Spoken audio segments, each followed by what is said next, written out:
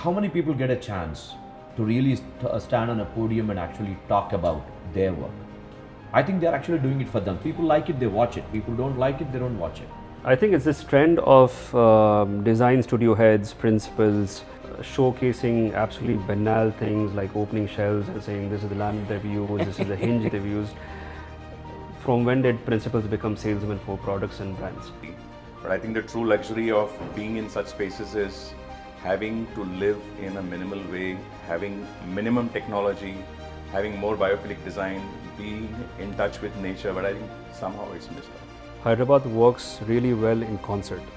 Unlike a lot of cities where municipalities are fragmented from governing bodies and there's a lot of bureaucracy, when Hyderabad has to get together, infrastructure-wise and development-wise, it really gets together. And I think that tells you a lot about the mindset and the ideology people and their love for the city and their vision to grow. She's from Bangalore. She was very reluctant to move from Bangalore to Hyderabad. But then I said, give me 3 years, calm down and we'll go back. Today she is more established in Hyderabad. She doesn't even think of going to back. So that's how Hyderabad kind of takes you in. Budget I classified very broadly into two categories. See, there's a fixed budget. That is the things which you cannot compromise on, and then you have a flexible budget which you can do you can make any kind of choices and keep changing them.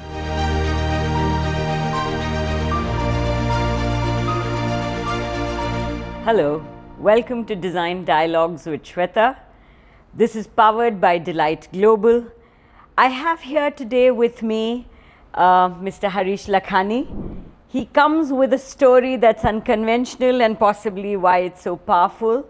Born, raised in Bombay, is known to do some of the largest homes in Hyderabad. Next we have architect Pavan Suryadevara, who sort of brings in, this whole legacy with him, but he takes it to another level as well.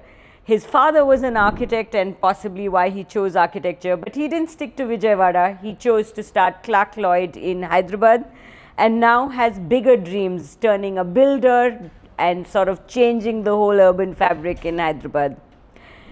Architect Faisal Vohra comes with a really dynamic background. Faisal comes with a world that he carries with his sensibilities, Gujarati roots, born, raised in UAE, studied in Bangalore, and here he is in Hyderabad with F+S, that is sort of doing some incredible work here. Mr. Kannan brings with him, I think, an idea of how execution, site reality blends in with the world of architects. So, gentlemen, here we are, ready to get started. So my first question to, I think, all of you, and we can go in any order, none of you were born in Hyderabad. All of you were raised elsewhere, and yet you chose Hyderabad to sort of be the base of your practice. So what does it feel to sort of say, how did you know this was your place? And you must have come with some imagination of what Hyderabad was going to bring to your practice. Did it remain the way you thought, or did you sort of shatter it? So, yeah, we can start with you. Yeah, sure. It was very long time back when I came to Hyderabad. I can say around 89, 90 was the first time I came when my brother was a very established name and he was a good interior designer at that time.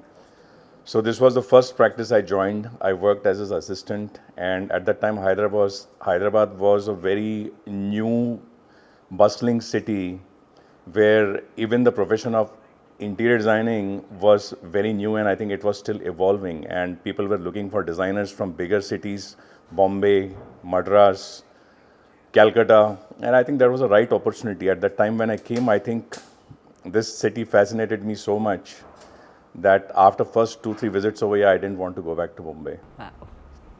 So somebody else wants to continue? Yeah, sure. Yes, for me though, I was in London then. I'm talking 2007, I just came to Hyderabad.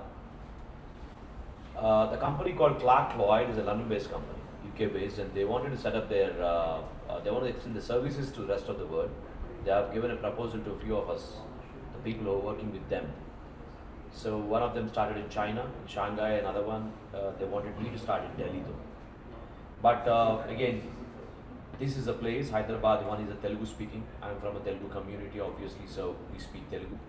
The next thing is we have a little bit of a setup here, as in like properties or whatever it is, even though I belong to Vijayawada, Hyderabad has been a place because I studied here for some time. And always wanted to have an alternative, not just the Clark Lloyd architectural firm, but always in the mind to do something else other than that. And I feel if I have to be in Delhi, which is not at all new to me or anything of that sort, and this is much more easier for me to start the platform with. And that was my main reason to actually start off with Hyderabad. Well, I happened to come here on an opportunity back early 2013, late 2012. So post my engagement with that firm across a period of 3 years, I had the option of leaving Hyderabad, but I kind of chose to stay back and adopt the city because in the 3 years that I was here, kind of fell in love with the city, its culture, its people. So I think it was more of an emotional decision rather than a completely thought out professional one.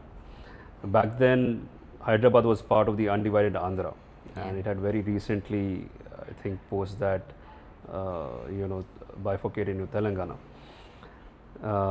But yes, the decision to stay back in Hyderabad was I think came largely from an emotional aspect rather than professional. Of course, today Hyderabad is what it is, and we are happy to be here. We're very lucky to be in the city. What about you, Kannan? I don't think. Mine is a different story from all the three of them. I am born in Bangalore, but I brought up in Hyderabad. I studied here in Hyderabad till my 12th standard.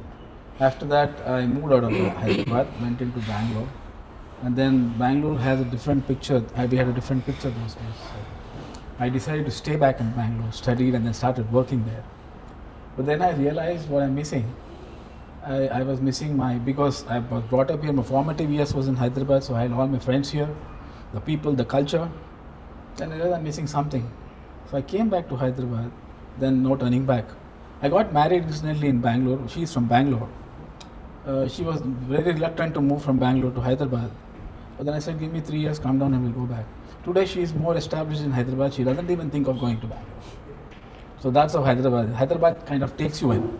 So that is the beauty of Hyderabad. The weather is amazing, the best weather I've seen in South India. Very healthy weather.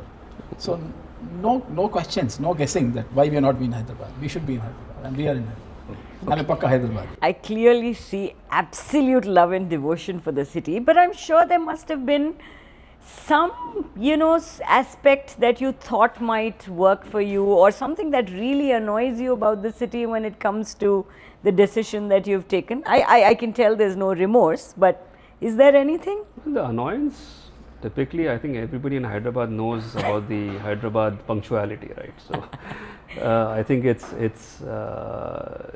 the kind of slow pace at which people tend to work. I think a lot of it is changing now and has changed actually. But yes, it's generally how Hyderabad carries itself, and it really works in certain aspects. But then when you want your sites to move forward rapidly, it kind of becomes a challenge sometimes. But also I feel it's a client-driven profession and a fraternity of this thing what we're doing right now. We've been doing. Now it's slowly turning into a system. The system which we probably started learning from the rest of the world. Hyderabad is one which doesn't learn from the rest of the Indian cities, but they try to learn from the rest of the world. So this system is falling in place, where otherwise a few years back it is totally an individual or probably a client-driven kind of a profession or the work that happens here. Even me, I can say that when I started first over here, it was a very, very unprofessional, very laid-back place. But I think it's a very different world now, and I'm totally proud about this one decision. Bombay definitely gave me discipline, exposure, but I think Hyderabad gave me room to grow. So I have no regrets. I really love being here. Yeah, Hyderabad gives love. Yes. Hyderabad starts slow, but once it takes off, you can see in the last 10 years what happened in Hyderabad, like what they're saying. So there's nothing happening 10 years ago, but today we are on par with everybody. So we are overtaking everybody in all respects. The infrastructure is also growing. So slow starters, but yes. But I think to your point, in the last 10 years, I think the vision of the government at the time, the ministers, the municipality, I think Hyderabad works really well in concert. Unlike a lot of cities where municipalities are fragmented from governing bodies and there's a lot of bureaucracy, when Hyderabad has to get together, infrastructure-wise and development-wise, it really gets together. And I think that tells you a lot about the mindset and the ideology people and their love for the city and their vision to grow. Absolutely, there's no more fragmentation anywhere. This type of development, I don't think any city can witness or even perform. There's no question about Gentlemen, I think we can all officially become a part of Telangana tourism and endorse Hyderabad. But moving on, I think something that's very common to all of your works is the fact that you do a lot of weekend homes, second homes. But is there something that each of you can sort of recall? And since you're also sort of, broadly connected, is there something that you recall that a client, despite it being like a weekend home, ends up picking up and sort of doing the same thing that they would end up doing in their first home? Is there something that irks you specifically on this front? It's always like that. Basically, people, they say that they want a weekend home, they want to get away from everything, but eventually they'll end up taking whole city with them. It would either be in the form of technology, they want home theaters, they want everything that they have in the city. But I think the true luxury of being in such spaces is having to live in a minimal way, having minimum technology, having more biophilic design, being in touch with nature, but I think somehow it's missed out. Do you recall any very specific instance or episode that? Yeah, it's just for me, most of my clients at least, few of them maybe couldn't afford to actually buy such chunk of a big land probably in Hyderabad as a city. And their ambition to build a house is actually done through the weekend places. And then coming from the background, with the rural backgrounds, most of these people wanted to have farmhouses and weekend homes, is what they say, is large chunk of land with little animals and all this, the sheep, goats, probably all these cows and everything and all that they wanted. And next thing is obviously the play courts. They want to have their own volleyball courts, a little of big swimming pool, lot of water body, host. Best part of Hyderabad is they want is host. They're very good with their hostings. And these apartments in the city spaces are little smaller, and people prefer to actually go in the mornings and stay all the way till the evenings along with the guests rather than for themselves. And that's how I think weekend home culture has picked up a lot around Hyderabad. It's there rest of the world, but Hyderabad is a little more compared to that. Anything you recall, Faisal? No, I think from my experience, a lot of clients are very clear as to why they're investing in a weekend home. A lot of them want the architecture and the environment to be sustainable, but then they see the cost of being sustainable and then they go back to making it the ordinary way. But I think we are creatures of habit, right? And then we are used to living in a certain way, having our equipment and appliances in the kitchen, so they want more or less a similar setup, although the positioning of it or how it's designed and formed would be variable. But I think it's typically that. But then just like the other panelists mentioned, it largely for them it's about space. So they want their houses to be a smaller footprint, but then they're opening out into a lot many more land and lawns and so on and so forth. See, I am from the window industry, so I'll take the parlance from window industry. I come across a lot of people building their weekend homes, bungalows and all, which they wanted to be very traditional. So the system that they use, the building doesn't fail because of, let's say, a window. Yeah. Right? Window, it doesn't become strong if it is, it's the replacement that happens over a period of time. So if the system doesn't work for a long time, then it doesn't work. So, but then they don't seem to understand sometimes. They say, no, this is how I want. The man of the house talks differently, the woman of the house talks differently. So that's where the mismatch happens many a time. Moving on, would you say that a lot of our clients end up chasing a lot more emotional dreams and aspirations when the same amount of energy maybe they should be putting into, say, the materiality or, you know, the more practical parts of actually building? Would you say that's a common trait, or do you think there's a way that as architects you can, you know, sort of fix that? Well, it is definitely a common trait, because most of the time people, when they are building their homes for the first time, the first emotional quotient or is statement, I would say, is they want statement in the form of visible materials, Italian marbles, chandeliers, whereas I think they should be investing more on solid services like good MEP services, good waterproofing, layered lighting systems. There are a lot of things actually. Most of the time when they come and they talk about budget, I classify it very broadly into two categories. You know, see, there's a fixed budget, that is the things that which you cannot compromise on, and then you have a flexible budget which you can do any kind of, you can make any kind of choices and, you know, keep changing them. So certain fixed things are like the ones that is materiality, which I like them to spend on, that is technology, MEP services, and the flashy part comes into selection of furniture, materials, tapestry, whatever, which can be flexible, it can be changed. But I think that notion is changing. With the younger generation and Gen Zs coming in, I think they are more practical and they are definitely knowing where to put money today. I think typically what we observed is clients who come from professional backgrounds, CXOs of IT firms and stuff, they have no qualms and in fact appreciate investing in professional services. So they understand how an architectural studio might price itself, how, you know, other professional consultants would come in, plug in and add value to the project. Vis-a-vis, let's say, you know, a traditional HNI client or somebody else who probably thinks the architectural studio itself should be doing everything and that's what he's paying for.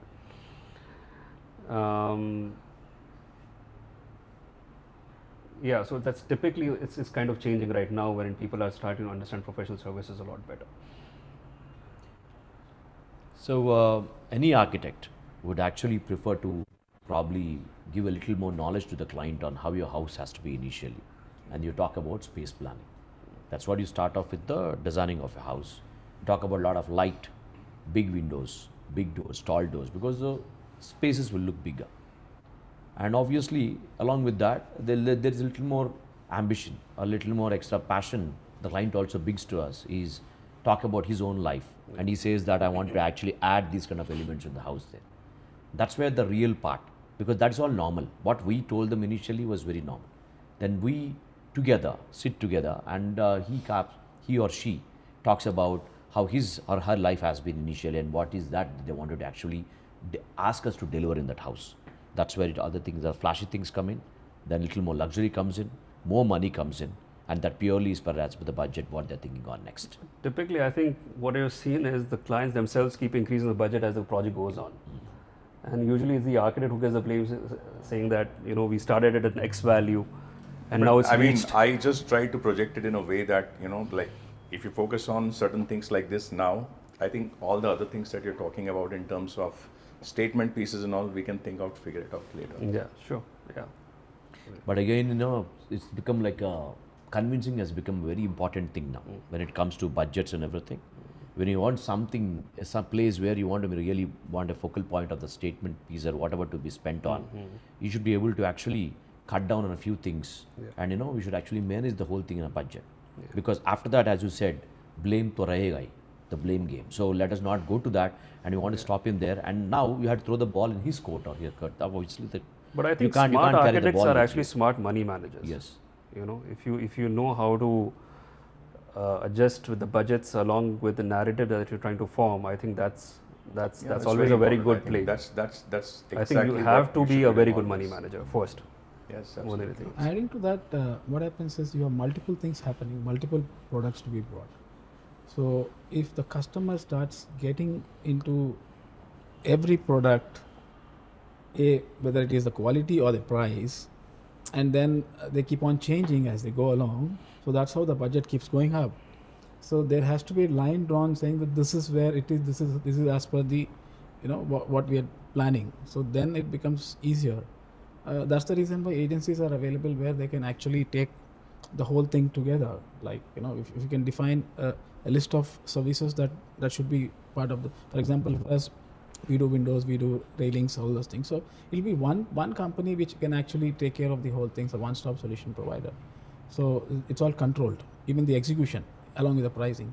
So many times it gets missed, where the customer himself gets into everything, including the pricing negotiation and all that stuff. Speaking of being technical or over technical, as you put it, this is a safe space. Is there one thing you can tell architects that, when it comes to windows, these are questions you should be asking me, but you're not asking me? You should be asking only three things. Will it seal well? Will it prevent water ingress? Will it reduce power? Will it reduce sound? And most important, What was the second one you said? Will it reduce? the water ingress, the water coming in, then the sound, then the dust and all that. And the last and most important thing is, once I offload it to you, will you come back to me again? Will you offload the burden from my shoulder? Can I shift it to your shoulder? So that's like beginning to the execution. There should not be any lapse, any miss in between. That's what we would like to provide you. I will take another way around for that. That should be the first priority. The reason is that we're all stakeholders of business. Something builds not just with the design, but with a lot of material that comes in. And that should be the first and the foremost thing. Because see, there is technology growth. Harish was mentioning that he likes technology to be the first one, but technology changes every 3-4 years. Right. You should come back after 5 years and change it for the client. So that's the first most thing. So you can't just sell a product and you can't expect it to be working for the next 100 years with the same technology. And technology has to change. If the window needs to be changed, in your example, you have to get it changed. That's you have to convince the client to tell them this is a new thing that's come and we probably could do something like this going forward.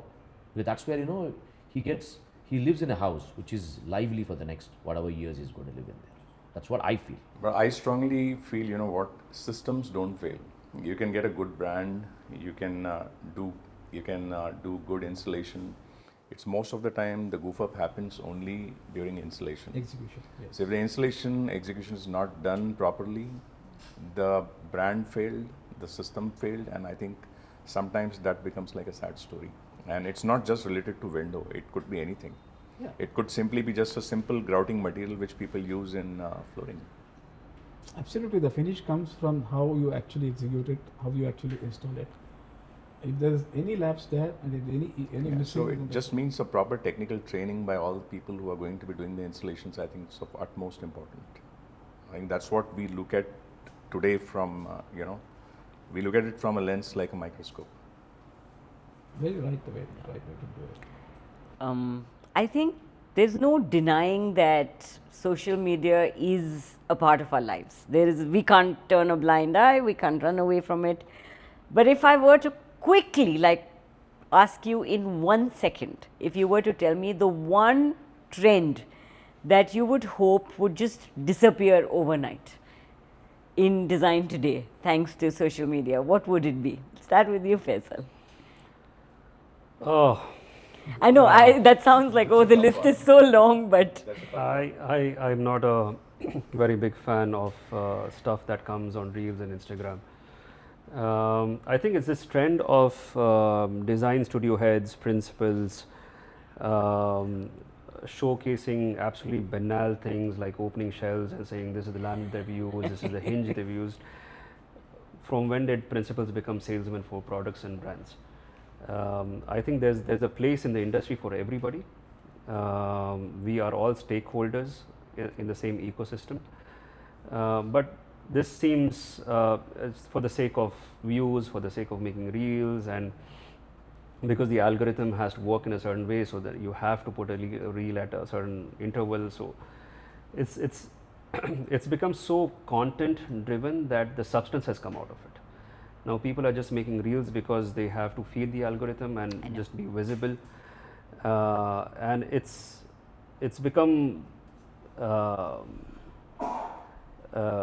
it's become a circus. It's become very performative rather than having any real substance to be seen anywhere. and people just want to become influencers right now rather than I totally really agree get with, into the design of it and be masters of Faisal. the design. True. I think very well said. For me, though, it's contrary. I feel it's a great opportunity given to somebody who can't sustain themselves to just one profession. They're actually able to do something else along with that. One example I very clearly take is I follow one lady who does very good.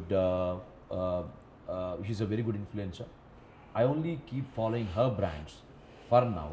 Why? Because I feel that she understood it totally, and she's actually promoting it very well. And I also try to follow each and every. I mean, I try to even use the material, and I feel that whatever she said and whatever she's experienced and whatever she tried to influence is actually going well with the material right now, or with my construction, whatever is happening. So I feel it's a great opportunity but given. that's a yes. different part. Yeah. I'm That's talking, her I'm being an talking about this, influencer. talking about a studios doing the reels and all Yes. that. So, and how many people get a chance to really stand on a podium and actually talk about their work? I think they're actually doing it for them. People like it, they watch it. People don't like it, they don't watch it. True. So it's as what you said, without influencing. They're only talking about their work. And I think it's a great opportunity given to any architect or a designer or anybody who manufactures something, and you put it right, you present it well.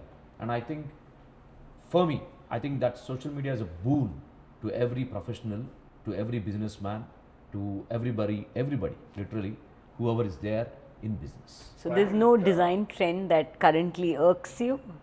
Not really. I think I'm enjoying this phase now. Very nice. Somebody is having fun. I sometimes get uncomfortable when a client shares a reel saying that I want this. From where he got it, we wouldn't know. It must be a very good thing happening somewhere in the world, and he requires one of those, which is not possible to be done in India. See, bottom line is there's so much of information out there that it doesn't always help you. Most of the time it confuses you. Okay, now a little bit to the flashback mode. What's the one thing that you would probably have done differently today? Let's say you were starting out when you did, and if you had a way to sort of reverse it, what would the one thing be in your practice professionally? I would say was ability to say no to my clients, because earlier we used to be very hesitant, talk late, and used to always think that compromise means collaboration. But I think today, with more confidence, I can say no to them in interest, long-term interest, I would say, of the project and client's budget. That may be a little bit of our grey hair wisdom also, no? Probably you can say that. I don't, not a thing. Nothing? No. Really? I absolutely busted my life building the studio I had. I did everything I could. I mean, it was either you swim or you drown.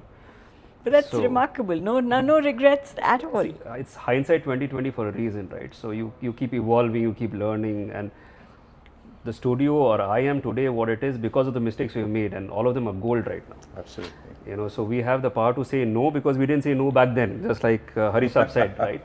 And it's obviously that you have enough grey hair to say no now. Yes. I mean, back then you just want to pay rents and keep the lights on. You don't even have the luxury of saying no. So when I initially started, it was totally a lot of work which is not mine. We're doing offshoring work from Clark Right. Lloyd. So we're working for them. It's little like me sitting in India other than in London and working for them, except that I'm training my people and doing it. We did for 1 year, and it's almost like a 12-hour shift, 8 to 8 in the morning. It's been quite difficult for us. Wow. So then we started again. Then we thought, okay, we'll stop on everything and start off from zero. So that's when, as Faisal said, we agreed to everything, whatever, and we have to do whatever they wanted, and we did it again. Now we have a chance. We have the authority changed now, where we have every single opportunity to convince the clients, and also to actually even demand them coming to the fees or coming to probably even our styles to everything, and there we are. I think we're doing good. Kannan, you switched many courses too, so Well, yeah. I was a professional, employee for a good part of my life, In 2013 is when I started. So if you ask me what I would have changed in 2013 when I started, I should have roped in my wife at that time. Because I started all by myself. So that's why our takeoff was much slower. So in the hindsight now with my wife helping me with my operations and all those things, that's how we are actually kind of growing. So I should have brought in a better part of my life along with me in 2013. So that would have been a better option for me. That was a very wise answer, Kannan. You're going to go back home a very happy man today. Have a happy weekend now. Good No, food. instantly she's traveling. So Ooh. So no pressure, and yet you said it. Yeah. Wonderful. So we are going to go to the last segment of this show, which is really a rapid fire. So I'm going to shoot one question for all of you and take no longer than a second or two and give me the shortest answer you can think of. And is it a buzzer round or it's just no, all of you have to say it, but let's keep it completely filterless. Okay. We're going to do this in no particular order. Yeah, just Architecture everybody. awards, distraction or motivation? Motivation for me. Motivation is some of them, yes, of course. Yeah, Some of both. it. Both. I'll be very happy when everybody is getting awards. So we will be like to part of it. No, but competition is for you also. It doesn't have to be architecture. Like you guys also have yours. So everybody says motivation. Lovely. Yes. Would you still be doing what you're doing if you were 18 today and you had a choice to make? If I was 18, then I think I probably have a lot more choices. So we don't know. Okay. I think I have to. I love this, and I probably do until I die.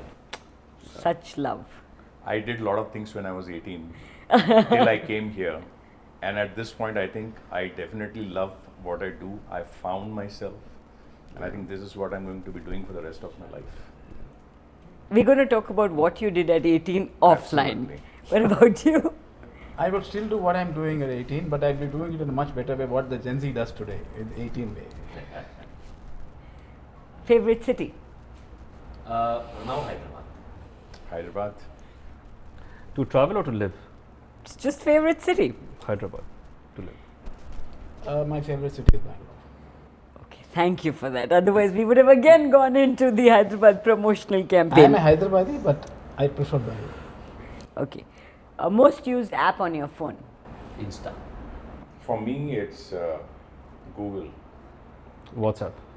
Right now it's ChatGPT. Right. Yeah, Google and ChatGPT, of course. I'm going to ask you all a bunch of mildly personal questions, personal specific to your profession, of course. We'll start with you, Harish. Sure. You're a self-taught architect, and how has this whole journey been, and how has it sort of been taken by the fraternity?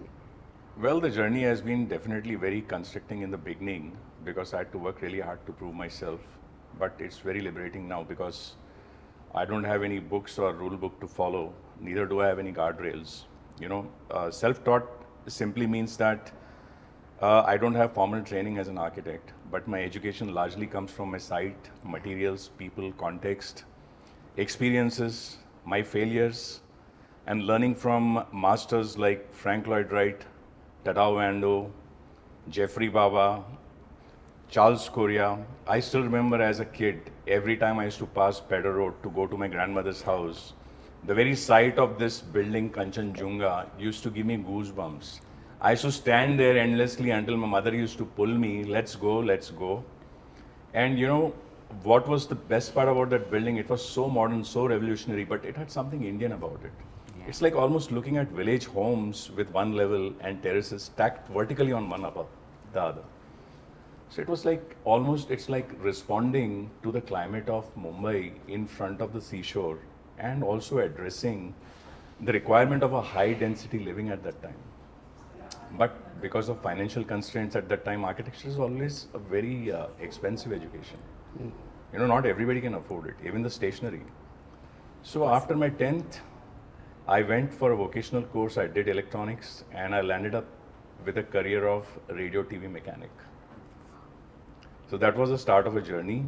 Simultaneously, I was studying business at RD National College. I graduated from Maharashtra University, but there was something very unsettling inside me. The designer inside me was bubbling, erupting, but I had no opportunities at that time. But I don't know, fortunately, I bumped into someone, my own brother. I think they asked me, why don't you take up a course in interior designing? And I did that at LS Raija College of Architecture, Mumbai. And that was a start of me as a designer. And early part of my life, I assisted my brother, who was already a very established name in interior designing, and I started working with him. I came to Hyderabad. I had opportunity of interacting with a lot of big architects, big names in Hyderabad, structural consultants, MEP consultants, who sharpened my skills. And of course, then the books from the masters. But the best part is, like, the first opportunity which came to me was one particular house whose interior designing I was doing. The client just popped up with an idea. Hey, why don't you do the elevation for me? And boom, that was the opportunity I grabbed, and I never looked back. Lovely. Pavan, we heard about how Clark Lloyd was essentially a British company.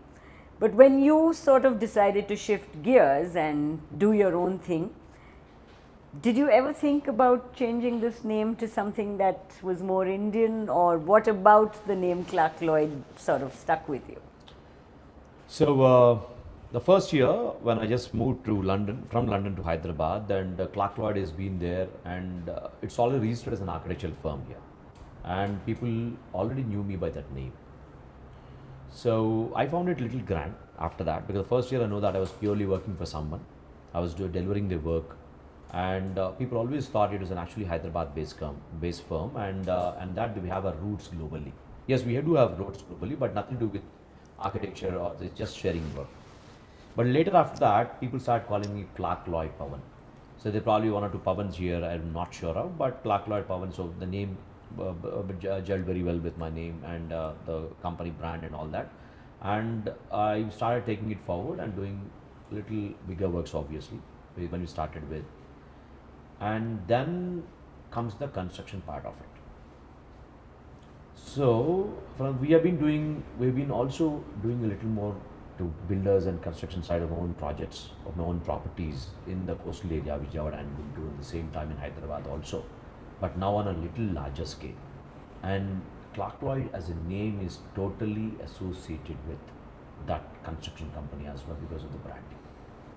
Okay, today, me as a new builder in the city, doing a project of 1250 CR, it needs a lot of branding, and that needs a name. That's got a little credibility and credential, obviously, not just as a builder. And I think this is helping me a lot. Good that I have not changed anything, neither tried to do anything with my name on. Okay, so this give me a presence, and I think we also will expand it much further into the segment of construction, and probably a little more, which I'll be planning very soon. Probably will it maybe next time when we all meet up, is big. But I agree, Clark Lloyd Pavan has a ring to it. I'm going to change your name on my phone today after we finish. Yeah. So typically people used to speak to me about him, if they want to refer to him, it's Pavan Clark Lloyd. I didn't know this had such a... Anyway. So Faisal, you have F plus S. I'm assuming F is Faisal. Yes. Please tell us about who the plus S is. So that's my wife and my partner Shamila. We met in Bangalore. She was studying in BMS in Bangalore. I'm for the most part again self-taught in my field. So F plus S is basically that, Faisal plus Shamila, and then we kind of never had the mechanisms or the intent to come together. It kind of happened fairly organically, and whose name came first and second, I think, was a matter of I think lots back in the day. But yes, I think we've kind of persevered. It's not always easy to work with your spouse, but I think a decade down we've kind of found a professional balance. What about you, Kannan? You have two brand names for your company as well, which are not connected with your name, but how did you sort of pick the name? Well, the name came out of two words. Deltra is our name of the company. It comes out of two words, delight and ultra. We want to delight the customer with ultra solutions. So that's how Deltra got originated. And when we started moving, then we realized that we are not just concentrating, we are concentrating only on the residential side. So we wanted to give an execution side to the commercial aspects also. So that's how Delight got separated and became, now we are operating under one umbrella, Delta Global, with Delight and Delta. That's how it happened. Looking at future, I do know that your next generation is in the business. Pavan, your kids are at that threshold where they may have to make that decision soon. You have some time, but I have lots of time. But I'm still thinking that working with your spouse is enough, family in the business stake sort of a thing. And you spoke about how important your wife has been and the possibility that your son might join the business too. How do you see this whole dynamics of, the new generation, extended family, all of them coming into your business going? Well, my son is already practicing architect, and same I can say for my daughter. She's a practicing interior designer, and it's very clear for them that they know that their training period is over, and if they're going to be using my office space, they're going to be paying me something for that, or they're going to move out and compete with me. Simple as that. Yes. I think that's how they learn, and that's how they want it. That's how they'll find their identity. There's a I think reason that's why really Gujaratis and Sindhis make money. No, so at F+S we are very clear. Our kids will never become partners in the business. We are not a mom and pop shop. We are a professional Exactly. studio. We have an entire hierarchy wherein people, after they become associates, get partnership positions as long as they commit a long enough tenure to the firm and they understand the language of the firm, and they, of course, they are skilled to do the same. And if tomorrow any of my sons, they do want to become architects, by any chance they would like to come work with us, they would have to apply and go through the same procedure as anybody else. There's no question about it. For me, I definitely would love to support them, but may not be in architecture. As a brand, Clark Lloyd, when we turn from architects to designers, we're also doing interior design, a lot of it. Then also construction builders. Maybe tomorrow, my kids might get into something else with this brand, or maybe there's a lot to do in design. There is a lot to build, there's a lot to procure, and all these things might even go with this firm, and we're open to that. In my case, I feel the families are becoming nuclear these days, smaller families. So it's good to have it inside the family. But in my case, the case is different. My son doesn't want to join me. He says if at all he wants to join, he will prove himself and then come and join me. So there's still some time away. So he's enjoying his current work, what he's doing. So that's how it is at this point of time. Thank you all so much for your time. But I think the one common thing that has sort of come across through this conversation is that each one of you is completely in love with what you do, completely in love with the city. Thankfully, we didn't speak about the biryani, but I'm still saying. And I think this is the sort of passion that is bound to take you all to greater heights. So it's been lovely chatting up. Thank you so much. Thank you so much for having us. Thank you, Thank you. Shweta. Thank you. Thank you to my co-panelists. It was a wonderful time we had together. Same here.